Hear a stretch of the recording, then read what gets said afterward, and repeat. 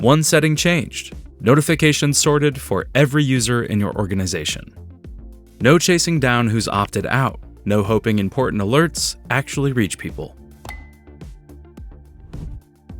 Managing notifications user by user doesn't scale. The goal isn't more alerts reaching people, it's the right ones. Organization notification settings gives admins one place to get the whole team covered. One change, everyone aligned. From controlling which channels are available to setting defaults for every user, it all lives here. In this video, we'll cover setting up org-wide notification channels and defaults, locking settings so users can't override them, and what users see when notifications are managed. You'll need a premium or enterprise plan and a full seat. Locking settings is enterprise only. For permissions, you'll need platform management organization. Let's set it up. Click your organization name and select Organization Settings. Then go to Notifications.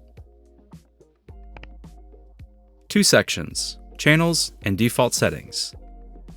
Let's walk through both. We'll start with Channels. This is where you control which notification channels are available to your users. Turn off any channel your organization doesn't use. The change takes effect immediately for everyone. Now for default settings. This is where the real configuration happens. Work through the categories, like making sure action notifications are on for everyone, and set the defaults that make sense for your team. Click Save Changes. Then save and apply. Everyone in the org gets updated now, and it's the new default going forward. Only the settings you actively changed are pushed out. Anything you didn't touch stays exactly as it was. Teams on an enterprise plan have one more layer of control: notification enforcement. For any notification types you want to lock down, toggle off Allow Editing.